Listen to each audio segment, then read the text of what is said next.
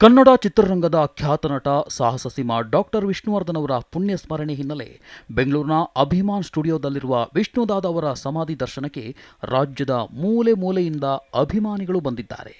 ಆದರೆ ಸಮಾಧಿ ದರ್ಶನಕ್ಕೆ ಪ್ರವೇಶ ನಿರ್ಬಂಧಿಸಲಾಗಿದೆ ಎಂದು ಅಭಿಮಾನಿಗಳು ಬೇಸರ ವ್ಯಕ್ತಪಡಿಸಿದ್ದಾರೆ.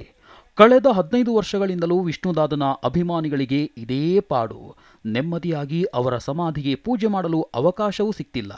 ಅವರ ಸ್ಮಾರಕವೇನೋ ಮೈಸೂರಿನಲ್ಲಿದೆ, ಆದರೆ ಅವರನ್ನ ಕೊನೆಯದಾಗಿ ಬೀಳ್ಕೊಟ್ಟಿದ್ದು ಬೆಂಗಳೂರಿನ ಅಭಿಮಾನ್ ಸ್ಟುಡಿಯೋದಲ್ಲಿ. ಹಾಗಾಗಿ ನಮಗೆ ವರ್ಷಕ್ಕೆ ಒಮ್ಮೆಯಾದರೂ ಇಲ್ಲಿಗೆ ಬಂದು ಅವರ ಸಮಾಧಿ ದರ್ಶನ ಪಡೆದರೆ ಮನಸ್ಸಿಗೆ ನೆಮ್ಮದಿ ಅಂತ ಫ್ಯಾನ್ಸ್ ಹೇಳಿದ್ದಾರೆ. ಚಂದನವನದ ಯಜಮಾನ, ಅಭಿಮಾನಿಗಳ ಪಾಲಿನ ಸಾಹಸ ಸಿಂಹ.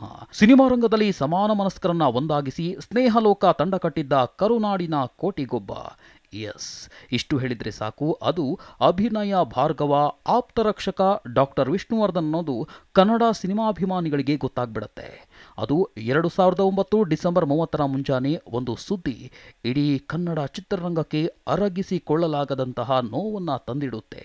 ನಟ ಸಾಹಸ ಸಿಂಹ ಡಾಕ್ಟರ್ ವಿಷ್ಣುವರ್ಧನ್ ಅಭಿಮಾನಿಗಳನ್ನ ಅಗಲಿದ ದಿನವದು.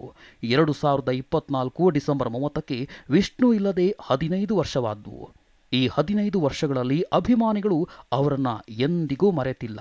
ಅವರ ಸಿನಿಮಾ ಹಾಡು, ಸಮಾಜಮುಖಿ ಕಾರ್ಯಗಳ ಮೂಲಕ ಇಂದಿಗೂ ಮುಂದಿಗೂ ಸದಾ ನಮ್ಮೊಂದಿಗೆ ದಾದಾ ಜೀವಂತವಾಗಿರ್ತಾರೆ. ಕನ್ನಡ ಚಿತ್ರರಂಗಕ್ಕೆ ಸಂಪತ್ ಕುಮಾರ್ ಆಗಿ ಎಂಟ್ರಿ ಕೊಟ್ಟು ವಂಶವೃಕ್ಷದಲ್ಲಿ ಪುಟ್ಟ ಪಾತ್ರ ಮಾಡಿ ರಾಮಚಾರಿಯಾಗಿ ಎದ್ದು ನಿಂತ ವಿಷ್ಣುವರ್ಧನ್ ಮತ್ತೆ ಹಿಂತಿರುಗಿ ನೋಡೇ ಇಲ್ಲ.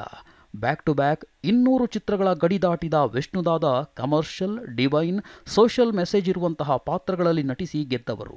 ಅಭಿಮಾನಿಗಳ ಪಾಲಿಗೆ ಸಾಹಸ ಸಿಂಹ, ಹೆಣ್ಮಕ್ಕಳ ಪಾಲಿಗೆ ಬಂಧನದ ಭಗ್ನ ಪ್ರೇಮಿ, ಬಿಳಿಗಿರಿಯ ಬನದ ಬಂಡಾಯಗಾರ, ಹೊಂಬಿಸಿಲು ಚಿತ್ರದ ನಿಷ್ಪಾಪಿ, ಸಿಡಿದೆದ್ದ ಸಹೋದರ, ಬಂಗಾರದ ಜಿಂಕಿಯ ಬೆನ್ನಟ್ಟಿದ ಪ್ರೇಮಿ, ಇಂದಿನ ರಾಮಾಯಣದ ನ್ಯಾಯವಂತ, ದೆವ್ವಕ್ಕೆ ಸೆಡ್ಡು ಹೊಡೆದ ಆಪ್ತ ಮಿತ್ರ. ಹೀಗೆ ವಿಷ್ಣು ಎಲ್ಲ ಪಾತ್ರಗಳಲ್ಲೂ ನಟಿಸಿ ಅಭಿಮಾನಿಗಳ ಮನಸ್ಸನ್ನು ಗೆದ್ದ ಗಂಧದ ಗುಡಿಯ ಹುಲಿ. ಒಟ್ನಲ್ಲಿ ಈ ವರ್ಷ ವಿಷ್ಣು ಅಭಿಮಾನಿಗಳಿಗೆ ತನ್ನ ನೆಚ್ಚಿನ ನಟನ ಪುಣ್ಯಭೂಮಿಗೆ ಪೂಜೆ ಸಲ್ಲಿಸಲು ಅವಕಾಶ ಕೊಡದೇ ಇದ್ದರೂ ರಾಜ್ಯದ ಮೂಲೆ ಮೂಲೆಗಳಲ್ಲಿ ಈ ದಿನ ಡಾಕ್ಟರ್ ವಿಷ್ಣುವರ್ಧನ್ ಅವರ ಭಾವಚಿತ್ರಕ್ಕೆ ಪುಷ್ಪಾರ್ಚನೆ ಮಾಡಿ ಅಭಿಮಾನಿಗಳು ನಮನ ಸಲ್ಲಿಸಿದರು.